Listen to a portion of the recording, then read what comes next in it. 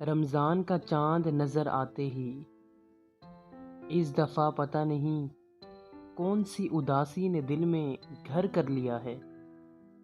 مجھے نہیں یاد تھا کہ میں آخری بار کب مسجد گیا تھا، کب میں نے نماز پڑھی تھی، کب میرا دل سجدے میں جھکا تھا۔ لیکن اس بار میں نے چاند دیکھتے ہی مسجد میں چلا گیا تھا۔ عشاء کی نماز کے بعد میں کافی دیر بیٹھا خدا سے باتیں کرتا رہا، اور تب سے اب تک میں نے کوئی نماز قضا نہیں ہونے دی۔ میں مسلسل ہر نماز پڑھ رہا ہوں، مگر میری اداسی ختم ہونے کا نام نہیں لے رہی۔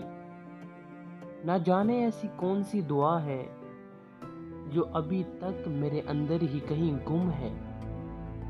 وہ مجھ سے مانگی نہیں گئی، جو مسلسل میرے اندر اداسی کا سبب بنی ہوئی ہے۔